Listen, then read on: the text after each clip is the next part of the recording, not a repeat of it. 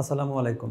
২১৫ নম্বর পেজের কাজের সর্বশেষ যে ম্যাথটা আছে ডোমেন এবং রেঞ্জ সেটা এখন সমাধান করব। তবে এই রিলেটেড ম্যাথগুলো আমরা অনেকগুলোই সমাধান করছি। তুমি চেষ্টা করলে ভিডিওটা পজ করে নিজে একবার ট্রাই করো আর তারপরে আমাদের সাথে মিলাই নিতে পারো।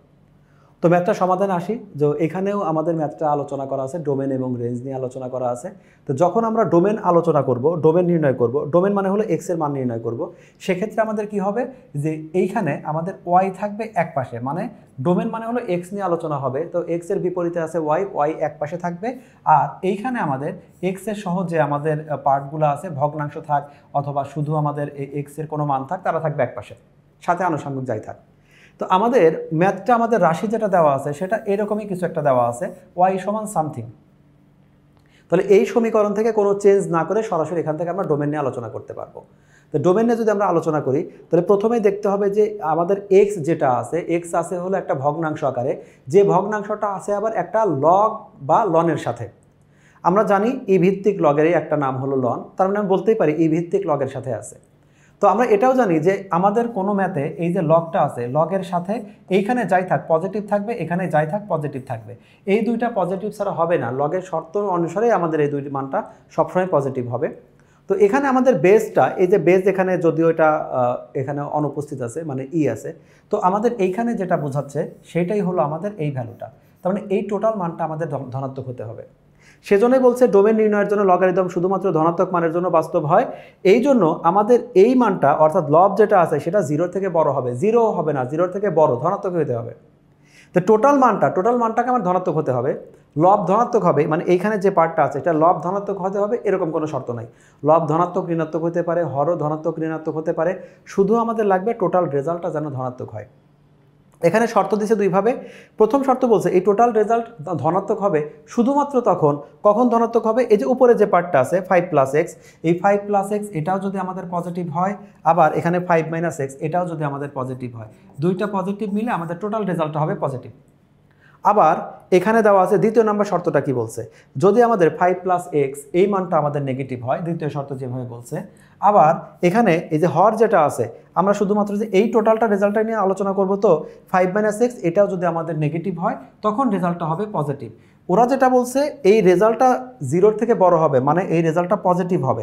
এটা পজিটিভ কখন হচ্ছে, যখন লব হর দুইটাই পজিটিভ অথবা লব হর দুইটাই নেগেটিভ।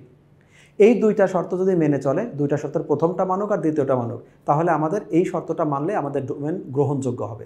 তাহলে শর্ত দুইটা আমরা ইন্ডিভিজুয়ালি আলোচনা করে দেখি।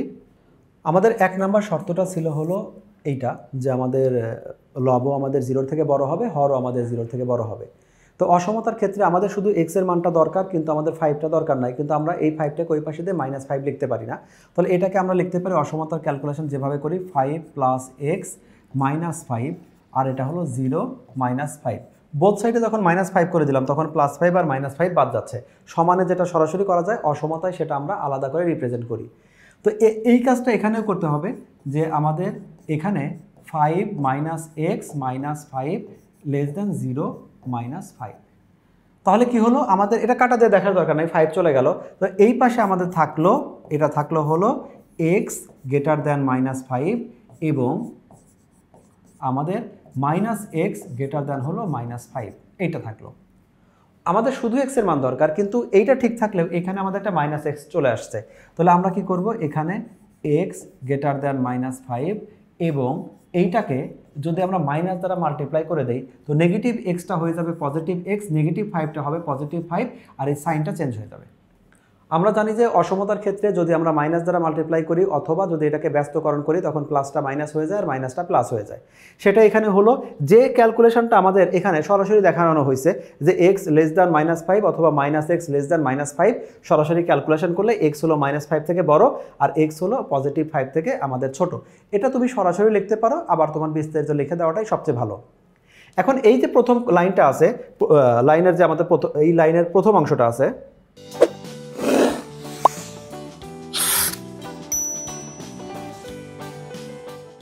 এইটাকে যদি আমরা সেট আকারে প্রকাশ করি তাহলে এটা এরকম আসে। সেটটা কি হয়, যে x যেন x আমাদের -5 থেকে আমাদের বড়। দ্বিতীয়টা কি আছে, এইটাকে যদি আমরা সেট আকারে প্রকাশ করি তাহলে আমাদের এরকম থাকবে, x যেন x পজিটিভ 5 থেকে ছোট। যেহেতু এখানে এবং ছিল সেজন্য আমরা ইন্টারসেকশন ইউজ করছি। ম্যাথমেটিক্যালি আমরা এবংটাকে ইন্টারসেকশন দিয়ে প্রকাশ করি। তো এই সেটের মান কি বোঝাচ্ছে? -5 থেকে বড় মানে কি আনলিমিটেড পর্যন্ত বড়, কারণ কোনো সীমা দেওয়া নাই এখানে। সেজন্য -5 আর আনলিমিটেডকে আমরা ফার্স্ট ব্র্যাকেটের মধ্যে দিয়ে দিছি।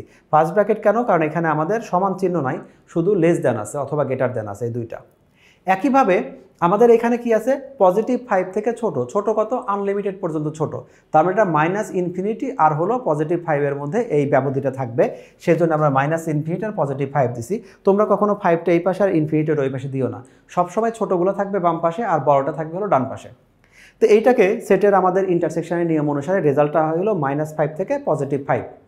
এটাকে তোমরা যদি সংখ্যা রেখা দিয়ে দেখাতে চাও তাহলে আমরা দেখি কি আছে আলোচনা দুইটা। আমরা এইটা থেকেই আমরা এখানে আসব, অথবা এইটা থেকে আমরা এই সংখ্যা রেখায় দেখাবো, দুইটার একটা দেখালে হয়।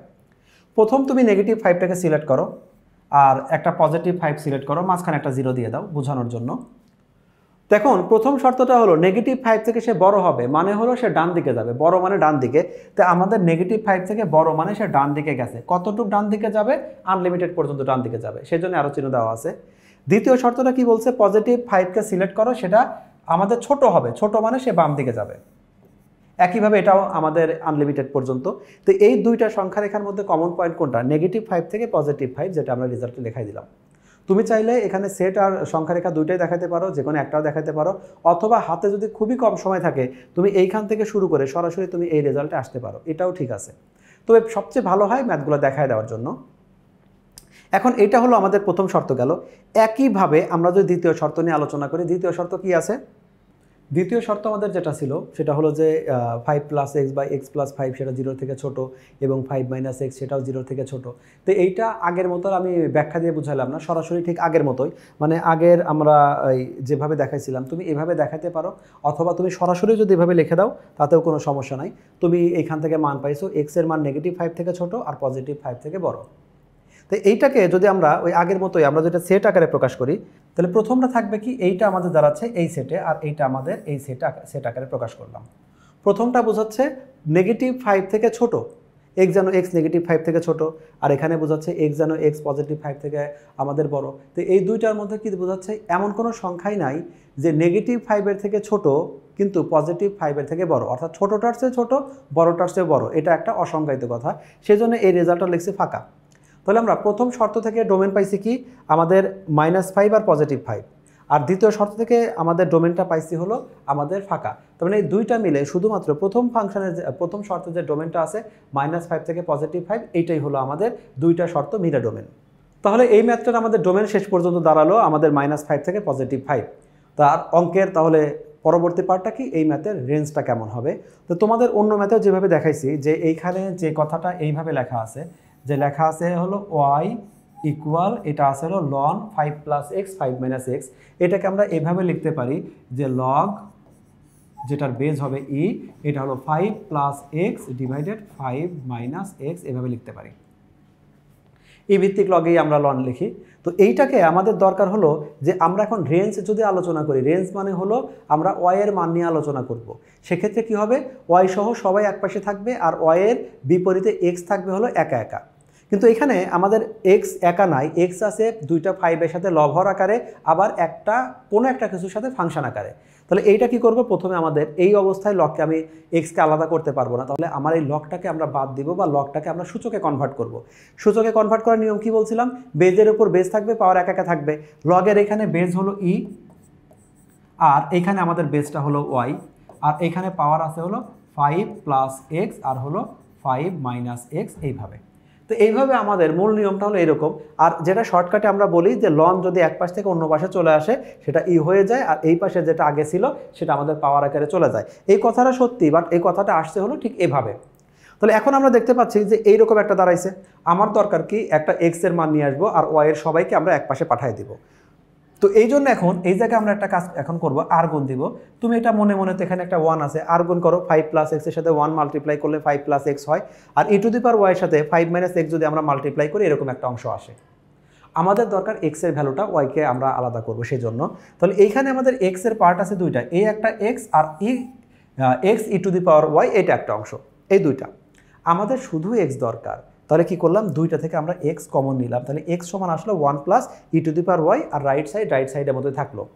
রাইট সাইডে এখানে তুমি যদি 5 কমন নিয়ে লেখো তাতেও কোনো সমস্যা নাই, 5 কমন না নিলেও কোনো সমস্যা নাই। তাহলে সর্বশেষ এক্স এর ভ্যালু দাঁড়ালো হলো এইরকম একটা অংশ, আমাদের এক্স এর ভ্যালুটা দাঁড়ালো। এখন সুবিধা কি, যে আমাদের শর্ত ছিল যে যখন রেঞ্জ নিয়ে আমরা আলোচনা করব তখন ওয়াই সহ সবাই এক পাশে থাকবে, এক্স একা একা একদিকে থাকবে, ঠিক তেমনই একটা চেহারা এখানে আসছে। আমরা এখান থেকে রেঞ্জ নির্ণয় করব। তো রেঞ্জ নির্ণয় করার সময় দেখতে পাচ্ছি, আমরা জানি যদি ভগ্নাংশ আকারে কেউ থাকে সেখানে ডোমেন রেঞ্জ যাই নির্ণয় করি সেক্ষেত্রে আমরা লব নিয়ে আলোচনা করি না, কারণ লব সকল বাস্তব মানের জন্য আমাদের কোনো না কোনো বাস্তব মান বের হয়, এখানে কোনো ম্যাথ এরর হয় না। আর যদি কেউ হর আকারে থাকে, এই যে হরের মানটা, হরের যে কোনো মানের জন্য সেটা আমাদের বাস্তব মান বের হবে, শুধুমাত্র 0 হওয়া যাবে না। তো 0 হওয়ার আগে দেখি 0 হবে কি না হবে সেটা দেখার আগে দেখি যে আমরা জানি ই মানে হলো 2.718 সামথিং এরকম থাকবে। তো আমরা এখানে ই টু দি পাওয়ার ওয়াই দেওয়া আছে, ই টু দি পাওয়ার ওয়াই মানে হলো এই ওয়াইয়ের পরিবর্তে আমি ধনাত্মক, ঋণাত্মক, ভগ্নাংশ, পৌনঃপুনিক যাই দেই, অর্থাৎ আমি আর দিয়ে যেটাকে প্রকাশ করলাম। আর মানে কি, এই যে আমাদের ই যেটাকে রিপ্রেজেন্ট করছি, এই মানটা আমি এখানে এই ই এর মানের উপরে এই যে ওয়াই আছে, ওয়াইয়ের পরিবর্তে আমি লিখলাম হলো যে ওয়াই আছে, ওয়াইয়ের পরিবর্তে আমি আর দিলাম। যদি ওয়াইয়ের পরিবর্তে আর দেই তাহলে এখানে আমাদের কোনো না কোনো একটা ভ্যালিড রেজাল্টই আসে, এবং এই রেজাল্টটা সবসময় আমাদের পজিটিভ কিছু একটা বের হবে। অর্থাৎ ধনাত্মক সংখ্যার উপরে আমি যে কোনো বাস্তব সংখ্যায় দেই, রেজাল্টটা সবসময় আমাদের ধনাত্মক হবে। তাহলে কি দাঁড়াচ্ছে হলো আমাদের এখানে শুধুমাত্র হরটাকে দেখি, এই হরের ই টু দি পাওয়ার ওয়াই, এই রেজাল্টটা সবসময় আমাদের কোনো একটা কিছু ধনাত্মক বের হবে। আর এর সাথে আছে হলো পজিটিভ 1, আর দুইটা ধনাত্মক সংখ্যার সমষ্টি সবসময় ধনাত্মক কিছু বের হবে। রেজাল্টটা যাই হোক, আমাদের ওয়াইয়ের যে কোনো বাস্তব মানের জন্যই আমাদের হরটা ধনাত্মক হবে। আর হর ধনাত্মক হবে মানে কি, এটা 0 হওয়ার কোনো সম্ভাবনা নাই। তাহলে আমাদের একমাত্র ভগ্নাংশের সমস্যাই ছিল যে 0 যেন না হয়, এখানে 0 হবেই না। আমাদের ওয়াইয়ের প্রত্যেকটা মানের জন্যই আমাদের ভ্যালিড একটা মান আসবে, ধনাত্মক আসবে। তার মানে এইখানে ওয়াইয়ের সকল বাস্তব মানের জন্য এক্সের বাস্তব মান পাওয়া যায়। ওয়াই যেহেতু সকল বাস্তব মান গ্রহণ করে, তাহলে ওয়াইয়ের মানটা হবে সকল বাস্তব সংখ্যা অর্থাৎ আর ওয়াইয়ের মানটাকে আমরা বলবো এখানে রেঞ্জ। তার মানে রেঞ্জ দাঁড়ালো কি, এই ফাংশনের রেঞ্জ হলো আমাদের সকল বাস্তব সংখ্যা, যেটাকে আমরা আর বলি। ডোমেন হলো -5 থেকে +5। এই ম্যাথগুলোর সাথে সংশ্লিষ্ট 2-1টা ম্যাথ আছে যেটা আমাদের অনুশীলনীতে পাবো। আর এই কয়টা ম্যাথই যদি আমরা করি, মানে লনের যে অঙ্কগুলো আছে ডোমেন এবং রেঞ্জ নিয়ে, তো যত প্রকার বোর্ড কোশ্চেন থাক, অন্যান্য যা থাক, সব কিছু এই কয়টা নিয়মের মধ্যে, এই কয়টা ম্যাথ সলভ করলে তুমি সবগুলো পারবে। তো আশা করি তোমরা ম্যাথগুলো ভালো করে বুঝতে পারছো। দেখা হবে তোমাদের সাথে নেক্সট দিন অন্য একটা ক্লাসে। ততক্ষণ পর্যন্ত আল্লাহ হাফেজ।